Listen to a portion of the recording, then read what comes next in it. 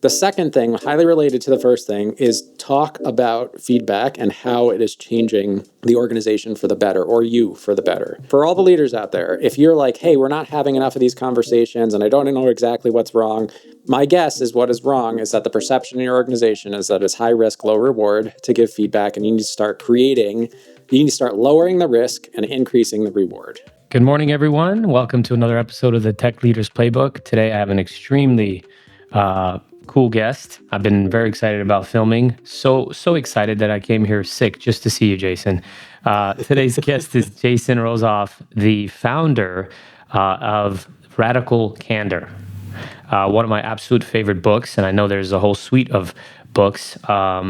Jason, I'd love to know more about you. Prior to Radical Candor, you were also the Chief People Officer and Chief Product Officer of Khan Academy, which I thought was interesting because you were technical and then you took on a people's role.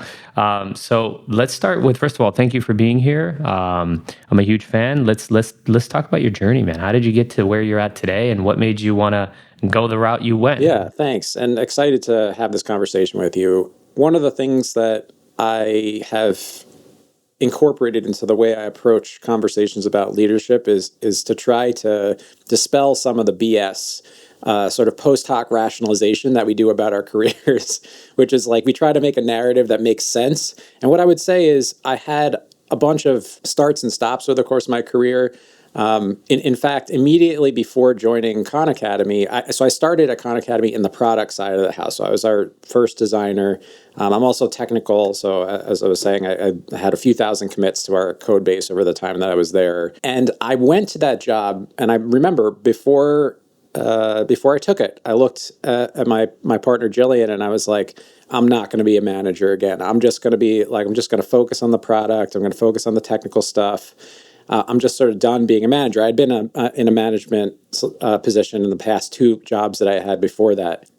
And what was interesting to me was that the thing that drove me to design in the first place was a passion for solving problems that real people have. That to me is like what design is all about. It's like building things that are both beautiful and functional, that solve real problems. And one of the biggest problems in organizations today is how people are managed. And so the hard part was, as I was looking around, I realized that some of our biggest challenges were actually, we had product challenges for sure, but we're actually in the people side of the house. And so I pitched. I said, look, I know I can't abandon the product stuff, but I will take on a dual role to help build the people function inside the organization, because I was like, we should be designing the organization as intentionally as we design our products. And so that's how I wound up in that role. And that was, in many ways, the stepstone that took me to Radical Candor and finding Kim, who wrote the book. Intentional leadership. I like it. You're already very interesting. So how did you go? So your whole concept was you didn't want to be a leader anymore. Why? Were you struggling in being a leader? Were you not able to get what you needed out of folks? What got you to that point? I think what got me to that point was two things. One, I was pretty young, so I was in my early 30s, and I hadn't really learned how to manage my own emotions effectively. Like I everybody has their own baggage that they bring to work, and one of the most important jobs of leadership is to act a bit like a shock absorber, So when you're helping people, you're in this position of, they're often coming at you with their own problems, right? And they're saying, here's my challenge, and it's not always about work. Sometimes It's life. I'm having a fight with my partner. I need to find a new apartment. My roommate just kicked me out. Like, I've had all of these conversations as a manager. And I think the reason I was burned out was because I personally didn't have the skills to manage my own emotions, and I just didn't have the energy left over to deal with other people's problems. And I saw that as a problem with the job as opposed to a problem with me. And it took me a while to see that it wasn't that I disliked the job, is that I didn't have all the skills I needed to be good at it. That's awesome. Jason, so many people have been in your situation. I've physically seen it, where they've got potential to be great managers or directors, and they bow out way too early Yep. because they struggle with it. But instead of going out there and using new strategies on becoming a better leader, they say, you know what, I'm just not meant to be a leader. I should be an individual contributor. And unfortunately, what ends up happening is they get that same feedback from their employees, their team members who are, oh, Jason's great, but he's just, he should probably be an individual contributor. And I think it's sad because I've seen folks with tremendous potential to lead give up before it's too early. Several times I have not allowed it, and I've shown them that I believe in them and that they need to just learn some of these skills that we think is innate. I think leadership is partially innate, but management absolutely is not. Could you start by giving me an overview of Radical Candor's philosophy and the core principles? Sure. So Radical Candor, which was written by Kim Scott, she's my partner in Radical Candor, the company. She, the way that she describes it is it's a simple framework that's just not easy to implement. And so the core philosophy is that in order to be effective, you have to build real human relationships. And it's through those relationships that we accomplish great things collaboratively. And so the question is, how do we build real relationships at work? And her framework is super simple: care personally on the vertical axis, challenge directly on the horizontal axis. And that upper right-hand quadrant, and you imagine this as a 2x2, is Radical Candor, where we're both caring and challenging at the same time. And I remember reading the book for the first time in 2017 and being like, wow, somebody has committed to words the thing that I've been trying to do in my approach to leadership for many years and been struggling to describe even to myself. So when I read it, I felt like I was reading the sort of diary of a kindred spirit. You know what I'm saying? The stories that she told. Yes. It was so emotionally resonant. And the framework, I appreciated that she identified this. It is actually quite simple. What we're trying to do is quite simple. It's just really, really hard to do it. Yeah. Yesterday I was watching Masterclass. I saw the hip and corn, Yeah. which is also helpful as well. Yeah. Jason, one of the things that I did, just like you, when I read the book, I was like, this is so easy to understand. So much so that I actually did a quarterly session where I taught my staff how to do this, Yeah. right? I actually taught the entire organization what Radical Candor is and where people fall short. And it's absolutely one of my favorite books. Can you tell us about the four quandrums, the boxes that Yep. people fall into, and why that alone is so important? Yeah. So, like I said, that upper right-hand quadrant is Radical Candor, or caring and challenging. But the question is sort of what happens when we fail on one of those dimensions. So if we challenge, but we fail to show that we care, we call that obnoxious aggression. We've also lovingly referred to that as the asshole quadrant of Radical Candor. Love it. And the thing that's important about this is that we don't call it that anymore, for both because some people don't like swearing, but more importantly, because some people misinterpreted what we meant, which is when we use that kind of terminology, when we sort of label a person with these quadrants, we make a mistake, which is that the goal of the framework is to describe behavior, not to describe people. And so I tend to think of it as I think the truth of it is we all behave in all of the quadrants at various points during a relationship or a day. And so I think of it as I'm not a jerk, but I'm acting like a jerk, right? That's an important distinction, because that means there's a choice that I'm making that I can change, which means that I have the possibility of moving from obnoxious aggression up to Radical Candor. And the way that I would do that is by showing that I care, right? So I don't lose the challenge, but I need to show that I care. So next up, if we keep going around clockwise, we have the lower left-hand quadrant where we're failing on both dimensions. We're failing to care or to challenge, and we call that manipulative insincerity. And a lot of people can see why it's sort of insincere behavior falls into this quadrant, but sometimes they're not totally clear on why it's manipulative. So let me give you a couple of examples. So the most extreme version of this is backstabbing, right? That is where you're actively trying to harm somebody else. You're undermining them. And maybe it's for your own benefit, but it's certainly not for their benefit. So you're trying to manipulate a situation to hurt somebody else. Manipulative insincerity. That's actually pretty uncommon. It's dramatic, and so we tend to tell those stories over and over again, but it's fairly uncommon. The most common version of behavior that falls into that quadrant is talking about someone instead of talking to that person directly. we call it venting. We call it Commiserating. water cooler chatter. It's not serious, but it is serious. And the reason why it's serious is because once it becomes acceptable to talk about people instead of talking to them directly, you have fundamentally undermined the foundation of trust in your organization, right? If people aren't having direct conversations, if it is okay to talk about people behind their backs, you have weakened the foundation of trust. And the longer it goes on, the worse it gets. And the reason why it's manipulative, because often we don't think of ourselves as being manipulative when we talk about someone behind their back. Like we're just we're venting, right? We're annoyed and we're just saying why we're annoyed. But the question is like, why are we having that conversation?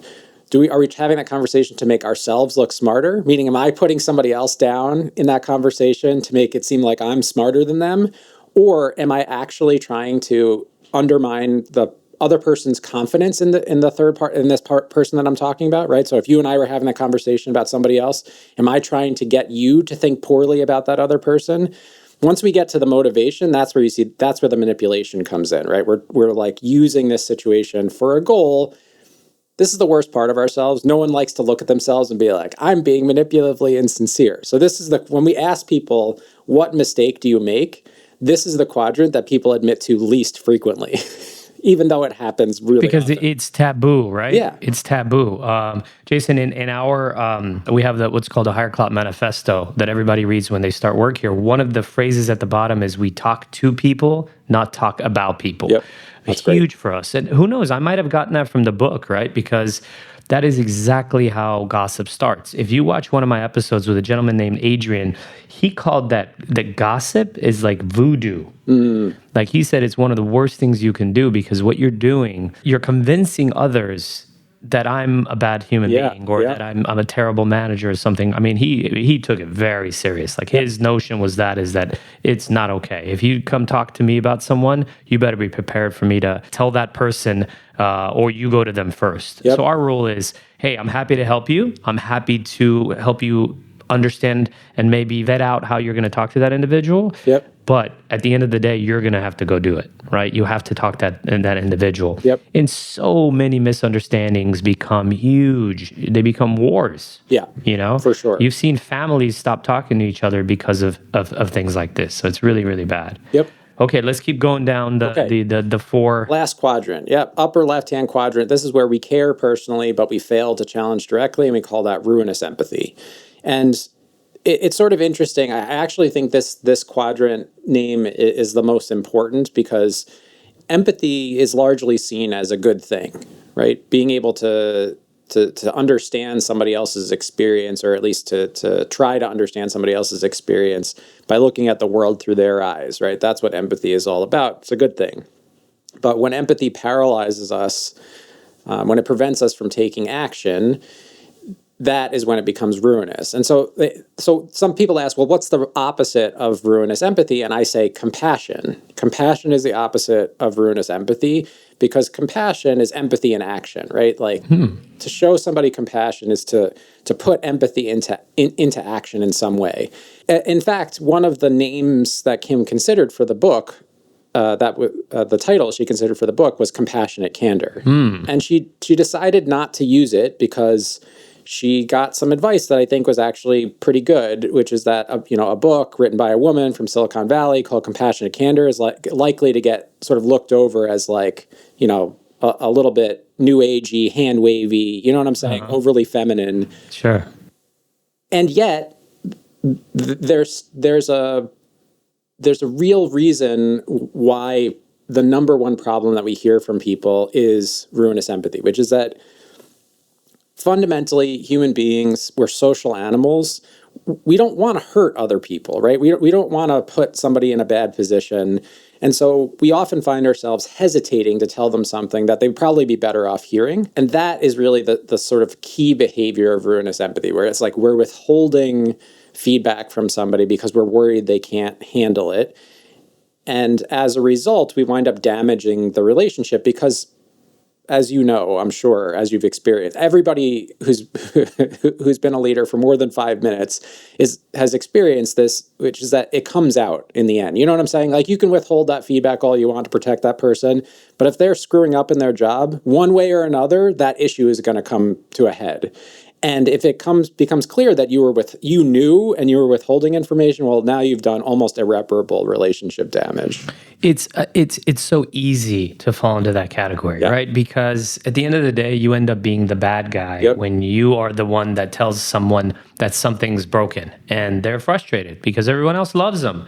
Jason, you're the only one that gave me this feedback. Maybe it's you. Yeah. You're like, okay. So I don't like that. And on the opposite end, if you give feedback the wrong way, that you end up in that kind of that jerk mode, right? Obnoxious aggression. Yeah. Right. Obnoxious aggression, because you now I'm honest. I'm going to tell you everything that I'm thinking, and I'm just going to slam it in your face, and you should thank me for it. And it's like, ooh, I wasn't ready for that feedback, bud. It's 9 a.m. Yeah. So that's huge. Jason, where would this fall in? As leaders, sometimes what happens is we like someone and we try to give them feedback, and eventually we kind of stop trying and we do nothing, right? Yeah. And we just try to we don't work with that individual the way we would, because our effort is no longer worth the time. The ROI stops. Where does that fall, and how can we prevent that from happening, and how can we fix it if it's already happened? Yeah. So I would say that falls in manipulative insincerity. And the reason why is, like, usually the reason why we stop giving them feedback is because it's frustrating to us. But if you're somebody's manager, that's your job. Like, it's your responsibility to make sure that that person gets that feedback and acts on it in a way that allows them to be successful. But especially if you're getting to the place where you're like, hey, this person is not getting better, they don't seem interested in getting better, that probably means they're harming people on your team. So you also have an obligation to other people to make sure that that person hears that feedback and is acting on it. So that's the tough part, right? It's like, I want to look everybody in the eye and say, I know it sucks, but it's your job. You got to do it. So that's the first thing, is remember, this is part of my job. As a manager, part of my job is to make sure people hear feedback. That said, you're not going to win with everybody. And one of the best ways that I can think of to get out of those situations, because often we get into that place, there's a pattern that I've noticed, which is that we get into that place because we feel like we've said this a million times and this person just isn't hearing us, and I can't believe they're not hearing us. Like, how many times do I have to say the same thing over and over again? So I'm also a coach. So I've coached executives. I've had this exact conversation where I'm like, look, let me talk to this person. And when I talk to them, I'm like, hey, so here's the feedback that, this person's been trying to give you over the last few months. I'm kind of curious, like, how do you react to that? And one of the most common responses I get is, they never told me that. Of course. And you're like, how is that even possible? How could it happen? And it happens because we think we've been very clear, right? We, in our minds, like, we've said something very clearly. But again, because our tendency to, like, want to be liked and to stay in community with people, often what happens is we soft pedal that feedback, and the person gets a message which is something like, what would be great is, like, if you could change this, like, that would be really helpful. I think, people really do love working with you, but there's just one thing that you do that's, like, really taking people off. So if you could, like, work on that, that would be great. And for a lot But you're great, so it's fine. Yeah, exactly. So we've, like, soft pedaled the feedback so hard that the person walks away sort of confused. Like, am I great? Is this something I have to work on? And often just sort of, like, gets pushed out of their head. So the first thing I say is, if you find yourself in this situation, do not assume that the other person knows that there's a problem. I call that, Jason, the bullshit sandwich, right? Because it's like positive feedback. Yeah. The little bit of actual feedback, the constructive feedback, and then there's a layer of another, like, positive feedback. So like you said, you walk away going, I think overall I'm doing great. So cool, thanks. I'll keep that in mind. Yeah, exactly. That's the problem. So that's one thing. Don't assume that you've been heard. So first step might be to and the way out of that is very simple. Like, it seems ridiculous when I give this advice, but I have to give this advice hundreds of times a year, which is just say what is going on. So, for example, if I was like, Kim, I'm having an issue with Kim, and I was like, Kim, this problem's been going on for a while. I'm frustrated because I feel like I've been trying to tell you this, but I'm worried that you haven't heard me for some reason, and I'm open to the possibility that I'm not communicating clearly about it. That is often enough to like get the conversation started in the right direction. Now, the person might still be upset. They might be annoyed with you, but I think you got to kind of take your lumps. But just say what's going on. I've been trying to do this for a while. I haven't seen you respond to it. I'm worried that you are not hearing me, that you're not understanding that this feedback is important. This is how adults need to have conversations with each other. Like, this applies not just to work feedback, but to relationship feedback too, right? Like any kind of relationship that you're in, when you find yourself really frustrated, talking about it is often the best way out of it. Name it to tame it. How do you get the other person to be open to the feedback? You can't. So this is the hard part about being a manager, is that you have to accept that your control stops at the edge of your body. You know what I'm saying? Like you can't make somebody else do something. If there was an organization that was going to figure that out, you would guess it would be the military, right? But the military has court-martial because you cannot make people do things. Right? Like there's a pressure release valve in the most command and control, organization that we can imagine, which is specifically there to address the fact that you cannot make somebody do something they really do not want to do or they're unwilling to do. And so we need to accept that, number one. So that can't be our goal. Our goal cannot be to make someone listen to our feedback. I think a more appropriate goal is to make sure to demand of somebody else that they acknowledge the feedback and they understand it, right? That is something we can ask about of people.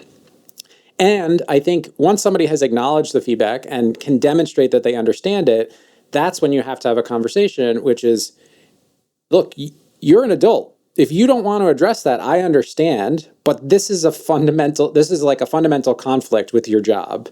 If you do not address this feedback, you can't continue to be successful in your role. And that's a really tough conversation to have. But I think when I found myself actually building up to and getting the nerve to have that conversation, I found at least 50% of the time, the other person is, you're right. I'm not cut out. Like, this is not the right role for me. Now, the other 50% of the time, they're pissed off at you, they disagree with you. And in that case, what I say is, okay, you're pissed off. That's good. It's like good that you're annoyed right now, because that means that at least we're understanding each other. And so I'm going to give you an opportunity to change it, but this has to change in order for this to continue, this working relationship that we have, to continue to work. Jason, one of the things that I've found effective is I just simply ask the question, Jason, can I give you some feedback? It almost lays the foundation, the framework of that person just sitting back for a minute and saying, yes, I'm ready for the feedback. And they're almost prepared to understand it and to take it in. What they do with that feedback is different, but that's a simple thing that I did that was very, very effective. Second thing that I learned, again, it could be from this book, it could be from all the hundreds of books that I've read, but it's not personal. Don't make it personal. It's not about them, their personality. It's about what they're doing in the workplace, right? At least in the workplace. If this feedback is on a personal level, obviously it's what they're doing on a personal level, but it's still not personal. It's not who they are, which is what was great. Is if I'm being a jerk, it's different than I'm a jerk, right? Yes, exactly. The biggest, most powerful word, a horrible word, is when you call someone, let's say, a jerk. And that's a horrible way to go at someone.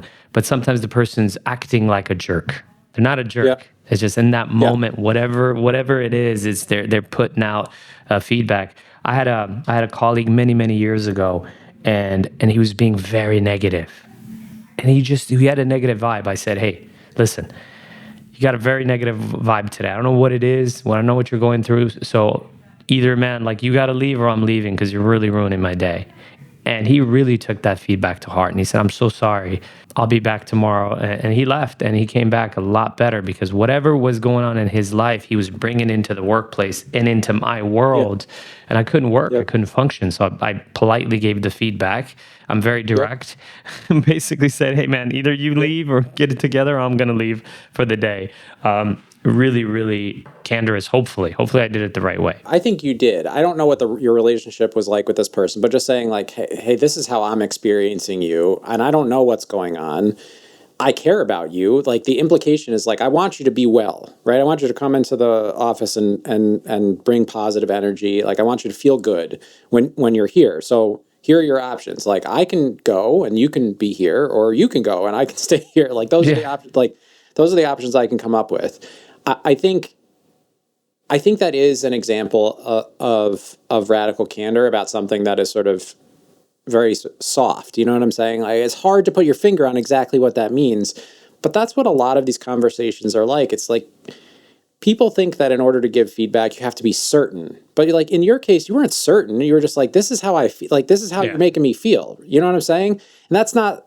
You're certain about that, but you're not. But you didn't claim to know why they were doing it. You didn't blame them. You didn't say like, why? Like I don't understand why you're doing this to me. You know what I'm saying? But those are the mistakes that people make. To your point, personalizing feedback. They make it about the person instead of about the behavior. And by the way, Jason, without getting into details, it was a medical thing. Yeah. This person was Yeah. dealing with something that without Yeah. something, that's how they behaved. And they were like, I'm so sorry, I Yeah. didn't realize it. Yes, it's because of this, and Yeah. I'll fix it. And it was very powerful because they had never seen what they were putting out, the anxiety Yeah. they were putting out into the world, and that was not cool. How did you meet Scott? How did that? I'm sorry, not Scott. Kim. How did you meet Kim? Kim How Scott. did you Yeah. guys? Yeah. How did that come to fruition? Yeah. I sent her a note.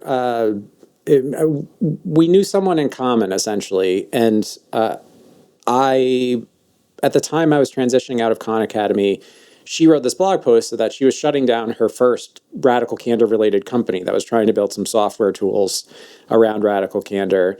And I understood like what they were struggling with. She was describing some issues they had with the product that were very near and dear to my heart because effectively she was like, look, building software where the goal is to get people to like look each other in the eye and have a conversation it might be a value subtracting round trip. You know what I'm saying? Like, Yes. like we don't, to some extent, we should be skeptical that that's actually possible. And they had some evidence after making a couple of pretty good attempts that the tech wasn't there or they weren't quite ready to build what they wanted to build. And that was it. That's why I reached out. I said, look, I really love the book. I read the blog post. Like, I understand where you're coming from. You know, I said, I think in my next thing, that's something that I'm really interested in is sort of, you know, the Paul Graham thing, right? Like doing some things that don't scale to see if we can figure out what might actually work. I like it. How can organizations practically implement radical candor in their day-to-day operations and their creating a more, I guess, feedback-based culture? Yeah. Great question. We could spend, I mean, I spend like 20 hours a week talking about this. So I want to give people the number one tip that I have, which is in order to create a culture of feedback, you need to create a marketplace for feedback. The problem with feedback is that it is seen as highly risky and very low on the reward scale. And so High risk, low reward. exactly. And so you need to change that. And that's what I mean by you need to create a marketplace for feedback. And the number one thing that anybody can do who wants to see a culture of feedback take hold is to build a practice of soliciting, asking for feedback from other people. That is the most important single thing that any leader especially can do. And I think this is, anybody in an organization can do this. You don't need to have your whole team be in agreement. Asking for feedback is a pretty normal thing to do. But building that as a habit is thing number one. The second thing, highly related to the first thing, is talk about feedback and how it is changing the organization for the better or you for the better. So for all the leaders out there, if you're like, hey, we're not having enough of these conversations and I don't know exactly what's wrong, my guess is what is wrong is that the perception in your organization is that it's high risk, low reward to give feedback, and you need to start creating You need to start lowering the risk and increasing the reward. Love that. Love that. There's the manager to team member relationship, which is a little more obvious, right? They almost expect you to give them feedback. They need it for professional development and growth, and you need it to keep the team growing and learning and all that. How about peer to peer? That's one thing I would love to improve in my organization, because what I found a lot of ruinous empathy. Yep. Everything's great. Oh my God, you're amazing. And then they'll in private, they'll communicate how frustrated they are with that individual. And often, have you spoken to this person about it? No, he takes it personal. She takes it personal. I rather not. Yep. How do we change that part of the culture? That one I feel like is even tougher. Yeah. So one, I would just say I would get a plaque and put it on your desk that says, we talk to people, not about people. Meaning, I think the tough part of all of this is that let's go back to the word empathy for a minute, is that managers are like, oh, it's my job to be empathetic. It's my job to listen to my team members. But when it comes to this specific thing, this is a place where you have to go against your instincts and say, look, we've had this conversation before. I know you're frustrated with this person. You need to talk to this person about this. That doesn't mean, and you also mentioned hey, I'll coach you, I'll offer you guidance about how to have this conversation. And I think there's one other thing you need to offer people, which is basically, all three of us are going to get in a room together, and I'm going to help you have this conversation. I'll be there to help you have this conversation. We refer to this as clean escalation, right? First, you try to have the conversation directly. Then and only then do you escalate by bringing in a third party to help you navigate the conversation together. These are the most awkward conversations you'll ever have as a manager, is these sort of but it's so much better than the game of telephone that goes on when someone says something and then you're expected to say something to somebody else and you don't have all the information. So you try to give the feedback and the person's like, that doesn't even make any sense. I wasn't working on the project when that happened. And you're like, well, I don't know. This person just told me that this thing was going wrong, right? That game of telephone is the thing that you need to interrupt. So that's step one, is stick to your guns on the value that you have. And if you don't have that value, you can talk to people about clean escalation. I understand what you're going through is really difficult. I'm here to help you. I can either coach you or we can get together as a group and have the conversation. Jason, you know what I love about books like these, whether it's Radical Candor or other great books I've read, is it almost gives you the vocabulary to have conversations. Yep. Right? Because a lot of times the struggle is communicating the challenge. And just having the vocabulary is very powerful. And what I've found really powerful is when everyone shares that vocabulary. Yep. When everyone in the organization reads certain books and are on the same page and they understand what this looks like. Oh, this seems like Jason's trying to be very candorous with me and he's being caring. He does care about me, so I should take it in, right? Or maybe I'm frustrated with you and I say, hey, man, it seems like we're kind of falling into the what is it called? The manipulative insincerity quadrant, insincerity or whatever it is, obnoxious aggression, because I don't feel like you care about me. But I've been here for 4 days and you're just laying into me because I made one mistake. You can't care about me. I've been here for 4 days, so that's cool. What are some of the common challenges? Let's say an organization's created this feedback culture, but they're struggling. What are the most common, and what can they do to get through that? There are a couple of things I want to say about this, because I think challenges can exist at multiple levels at once. So I'm going to name some things, but then I want to acknowledge that it's not as simple as it's one or the other. Often there's more than one of these things going on at the same time. So there's environmental things that could be going wrong. So one of the biggest challenges with Radical Candor is that it requires real relationships, and power disrupts relationships, right? When there's hierarchical or social differences that make one person sort of more in the in-group than another person, that disrupts relationships, and it gets in the way of people feeling comfortable approaching somebody else with feedback. So we need to be very conscious of how those power dynamics are playing out. And that's why the guidance that I gave before, start by soliciting feedback, is really about making yourself humble, right? If you're a leader, one of the ways that you can lay down some of your power is by saying, I care about what you think. I want to be a better leader. I think you have information that's going to help me.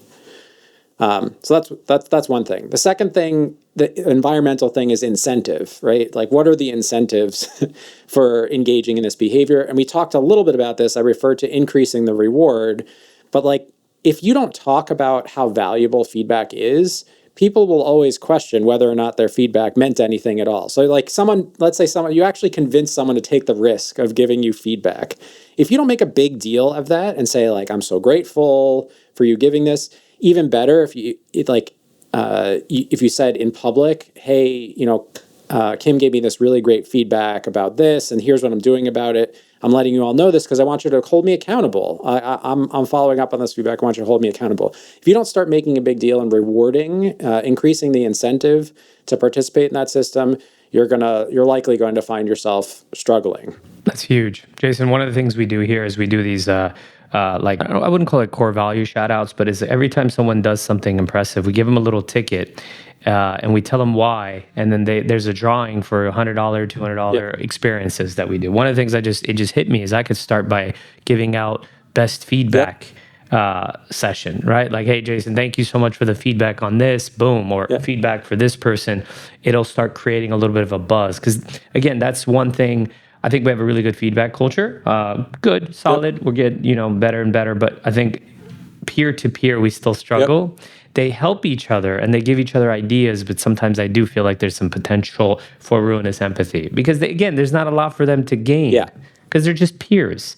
And sometimes the work that they do doesn't necessarily, if you're not doing a great job, it may not hinder what this other person's doing. So it's not worth it for them. Right. And then it holds the other individual back. In your experience, like, how does Radical Candor transform leadership styles and team dynamics? If you can do it right. Yeah. So I think one of the things that Radical Candor does that may be less obvious for people who are just hearing the term and have not had the opportunity to think about it deeply is that it takes a lot of pressure off of leaders to be right all the time. This is like a non-obvious conclusion, but like I said, if you start by soliciting feedback, the assumption is there's something you could be doing differently, right? That you could be doing better. As a coach, one of the things I run into all the time is a sense of like dread among leaders that they're sort of going to be found out to not know what they're doing. And I keep telling everybody, like, no one knows what they're doing. Like, that's not exactly true. There are plenty of people who have lots of experience that they can draw on, but everybody's improvising. And the thing about improvising is the outcome is never guaranteed. And so that's what I mean by people don't really know what they're doing. They might try some stuff. They might be patterning that on real experience, but they don't know what the outcome is going to be. Human beings are not coin operated, right? So it's not like you put this in and you definitely get something out the other side. And once you accept that, I think it really liberates a lot of people to look outside themselves for ideas and guidance about how they could be approaching something. And that is so much less lonely as a leader to be like, no, we are a team and together we're going to figure out the way through this is just a much healthier way to be in community with people. It doesn't mean that you don't have to make a decision that's going to be unpopular. It doesn't take that away from you. Those moments are still going to be lonely. But at least if you don't start every day thinking it's all on me, I have to figure everything out, everyone's looking to me for all the answers, and I'm all on my own to figure it, like, you know what I'm saying? And I'm by myself trying to sort it out. Radical Candor. It's like being a parent almost. Yeah. A lot of people say, right? I mean, I don't know if you're a parent. I'm not. I don't know if you're a parent, but like being a leader is like being a parent, right? There is no playbook. There is no, some of us think we're good parents and hopefully overall we're doing a good job. And some of us think we're good leaders and hopefully we're doing a good job, but it's really tough to tell. Yeah. And it's not, there's no script to follow, right? There's no, I think, I love the name of the podcast being like the Playbook, because I think the power of that is you're like, hey, like, here's a description of a play, but I might not be able to implement it exactly like that because maybe I don't have maybe my defensive line is not as strong as their defensive line, right? So Exactly. like I might have to improvise here a little bit, but it's helpful to have a description of something that could work. I think that's much more the way that I tend to think about leadership than there's a script that you can follow or a sequential set of steps that you can take, a recipe that's going to produce the same results over and over again. Well, Mike Tyson had a great quote. He said, "Everyone's got a plan until they get punched in the face." And it's the same thing, right? A playbook's great, but that doesn't mean, to your point, that doesn't mean the other team can't counteract your pick and roll, for example. That's great. You're doing a Yep. pick and roll, but I saw that coming from a mile away. So, I Yep. went over the pick or whatever. I Yep. think that's great. One of the things that I've done, Jason, is I've humanized. It's very important for us to humanize leaders, right? Mm. One of the ways I did that is things that I'm supposed to be really great at and I've always done well with. I show people why we're struggling. So, for example, in our business right Mm. now, last 5-6 years, we've had so much business. We're a tech consulting and recruiting firm that we couldn't take on any more business, right? And business would come so flawlessly and easily to me that it was almost frustrating for people who were going about it and trying to get business and they couldn't. Right now, things are tough. And I remind my team all the time, hey, I'm struggling too. And I Hmm. think it really humanizes you and it makes them realize like, oh shit, he's struggling and he's pointing out that he's struggling. So we're all in it together kind of a thing. So I think that's extremely Yep. important. And then there's a word you said very early on, intentional leadership. Those of us that have kind of a little bit of an innate leadership in us, we're not always intentional because we just show up and it works, right? We Hmm. show up, people like us, we know how to interact, we're hopefully really, decent people and we care and we guide people in the right direction. But I think we can go above that and become intentional leaders. And that's one thing that I want to definitely get better at.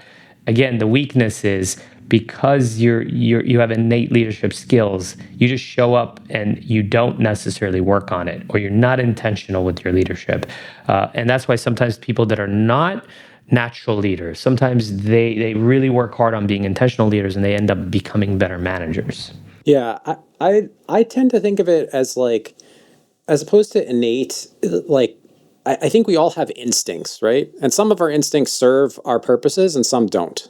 I mean, meaning instincts are both the source of being able to move really quickly in a situation that might be new or confusing, but they're also the source of bias. You know what I'm saying? That might make us make wrong decisions because, like, oh, I've seen this before, but it turns out we're misidentifying, right? We're taking a biased point of view on something. And so it's great to have instincts, but it's really important to engage that like slow thinking cognitive process to say, why is this situation similar to the situation before? How is it different? Why might my plan work? Why might my plan not work? And it's that process of self examination, of looking at your own way of thinking about the situation, that allows you to move from sort of instinctual leadership to intentional leadership. I like it. Jason, what's a good way during an interview process to find out if someone is open to feedback or is the type that takes feedback well? Because sometimes it's easier to prevent that person from being in the organization than it is to eliminate them or to change them, right? Because we're not here to change people. We can make them better versions of themselves. But if the person's really against a feedback, specifically radical, candorous feedback, how can we do that? How can we cover that during the interview process? So I think one of the ways that you can do it is to actually practice it. And I would start by saying, you can do something like say, I think it's important for us to have a disagreement. As part of this interview process, I think it's important for us to disagree.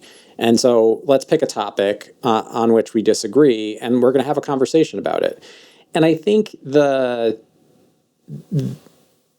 thing that we're really looking for in other people is not their quote unquote openness to feedback. That's actually quite hard to assess because it's going to depend on the specific situation.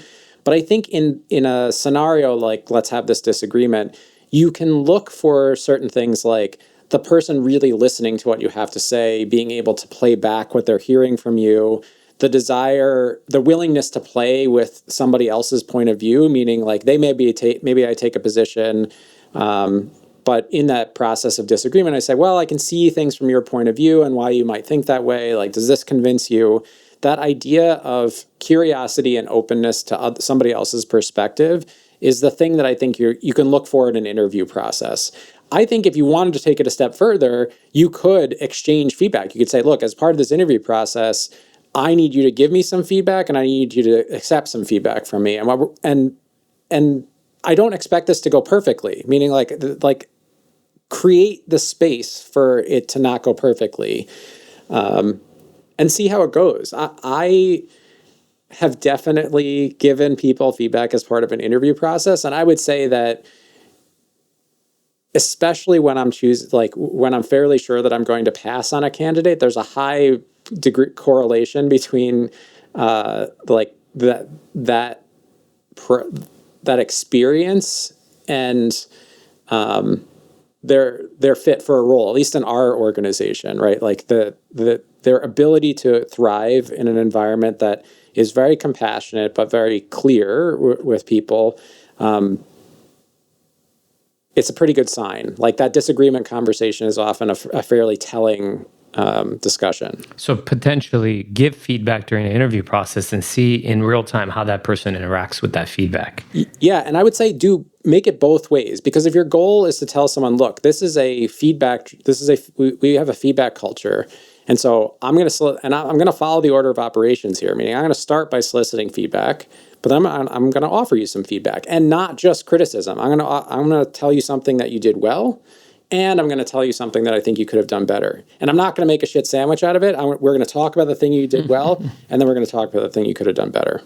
Jason, we're all now dealing with the next generation, right? We all whine and complain about millennials. For so long, I whined about millennials, I realized I'm a millennial, right? The new generation is Gen Z, right? Yeah. And they're very interesting people, because I was having a funny conversation with one of my employees, and he said, thumbs up is passive aggressive, boss. And I was telling this story to my daughter, and she goes, oh yeah, Pops, that's like super passive aggressive. I was like, what? A thumbs up, just like, it's like cool, yeah. Like it's good. And it's very interesting how this new generation is taking information, how differently they think, how differently they communicate. What are your thoughts on that? And how can we learn and understand them, but also introduce them to kind of the grown-up world in a way? Yeah. Well, I think, look, every generation says the generation that's coming after them is somehow lazy and worse and in every way than theirs. And what I would say is, like, I don't think of this as like very different than other types of cultural exchanges. Like, imagine you wanted to hire somebody who comes from a very different cultural background. Like, you want to be, there needs to be some openness on both sides, right? Like, there's probably some red lines where it's like, don't do this. Like this is very offensive. You know what I'm saying? Like in our culture, this is very offensive, but even though in your culture, it's totally acceptable to do this. Like there's yes. probably some red lines, but there's probably plenty of place for like cultural exchange and like to find a better way together. And I think that piece of it is the way that we can each benefit from like the good things that our generations do or know, and to get rid of some of the the older practices or newer practices that are not serving. You know what I'm saying? That don't help us. Sure. I love that you called it cultural exchange. You were referring to different cultures, but technically a Gen X and a Gen Z is a different culture. It's an interesting way to put it. I 100% believe that to be true. Like the world, if you think about like what defines a cultural boundary, and often it's like the time and place in which you live is what defines cultural boundaries, right? Because if you look at London in 1800 versus London this year, you would not say that those two places have the same culture, even though technically it's still English. So I think it seems logical to me to say, even though we're like growing up in the same world, we're growing up at a very different time. Our influences are very different. And as a result, we have a different cultural experience, depending on when you are sort of growing up as opposed to just where. Everything's changing, Jason. Yeah. Everything's changing. I mean, to a point where years ago, thinking about working, having colleagues overseas was not even a topic, Yep. and now it's just normal. Yep. Yep. It's normal. The hour differences are normal. Cultural. Unfortunately, the cultures are getting closer and closer. But I know what you mean. Could you share like a particular impactful success story that you've seen, like a transformation you witnessed as a result of implementing radical candor, whether it's in a personal life or work? I mean, there are many. One that the team was talking about recently, we had a client that we worked with who had an issue where they were getting feedback from their team that it really didn't feel like there was a significant sort of career prospects inside their organization. And when they drilled down into it further, like part of it was that there's just no development conversations going on, meaning people weren't actually talking about like where you could go, what you might accomplish, and what you need to do to get there. And they licensed Radical Candor and baked it into their hiring process. They baked it into their review process, and they trained the whole team. So they actually ran sessions similar to what you're describing, where they like explained to the team what it was, and they built this really cool library of content, Radical Candor content that they curated both from like news clippings and videos that Kim had created before, as well as content that we gave them as part of the license. And the result was they saw a 10% reduction in employee churn. And as you are very well aware, replacing employees is incredibly expensive. Not only do you have like the expense of hiring, but you also have the very hard to calculate cost of institutional knowledge loss.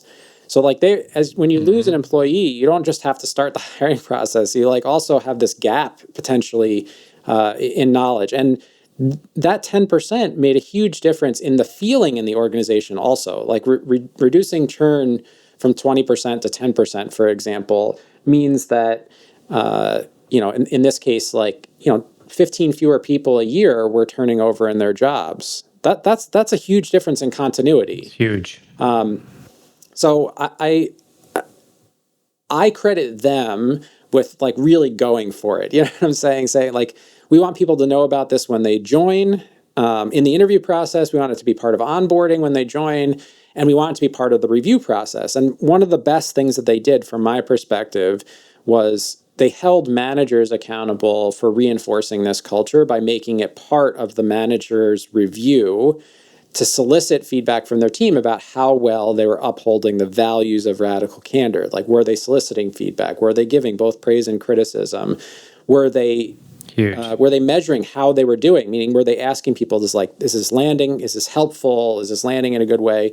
And then were they encouraging people on their team, to your question earlier, to talk to each other, to give feedback to each other by avoiding triangulation and encouraging clean escalation?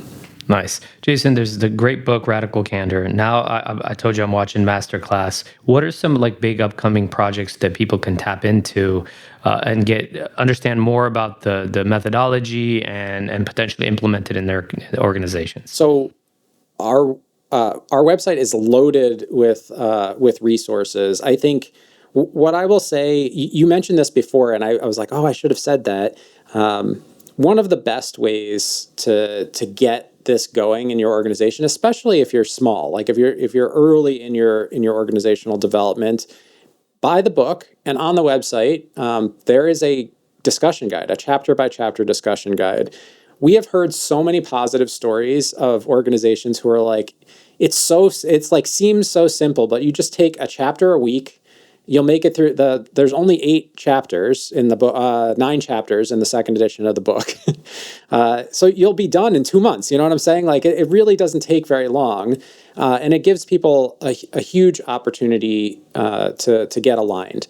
So if you had a few $100s, that is a way that you could get started today. In addition to that, we do offer training and content and other things on the site. So if you're a little further along in your journey, and you think, hey, my team might be able to use some, either in-person or virtual training experiences, or maybe we need a course that we want to run everybody through that has some sort of like assessment or other things associated with it. We do offer all of those things, but it's all at radicalcandor.com. Whether you have, you're just starting out, you have $0 to invest, or you have a few $1,000s you want to invest, you can find it all on the website. That's awesome. Really, really love that. Jason, any parting words for us today as we wrap it up? There was a trainer that I worked with at Khan Academy when we were helping teachers roll out Khan Academy in their classrooms, that had a phrase that has really stuck with me, which is that one of the biggest barriers to behavioral change is inertia. We are almost programmed not to change, or to change as slowly as possible. And so what she would say at the end of every one of her trainings is, start small, just start. And that would be my advice. So if you're looking for one thing to do, start small, solicit feedback. In an upcoming one-on-one, write down the question you want to ask and ask for feedback from one of the people on your team. And this advice is equally good for managers or peers. Anybody can use it. Part of our quarterly, Jason, is the individual, the direct report has to give feedback to the manager, specifically how well they're sharing the vision, everything. It's a really powerful tool. Jason, thank you so much for being here. I mean, this book is so powerful. Anyone that sends me an email, I'll buy and send them a book. That's how good it is. Any leader needs to have this book. Jason, how do we find you? Are you on LinkedIn? I am Jason Rosoff on LinkedIn, one of the few, so it's pretty easy to find me. Easy peasy. Jason, thank you so much for being here. Really enjoyed it. Thanks so much. And that brings us to the end of another great episode of the Tech Leaders Playbook. I want to thank you for joining us and hope you took away some valuable insights to apply in your professional journey. Don't forget to subscribe on your preferred podcast platform so you don't miss out on the next great conversation. I promise it'll be good. If you enjoyed today's episode, we'd appreciate if you could leave us a review. Your feedback not only helps us improve, but also help others discover the podcast. Better leaders mean better working environments. Better working environments leads to happier people. Remember, a rising tide lifts all boats. I'm Avetis Antaplyan, and this has been the Tech Leaders Playbook. Keep leading, keep learning, keep giving, and I'll see you on the next one. Until then, stay inspired, my friends.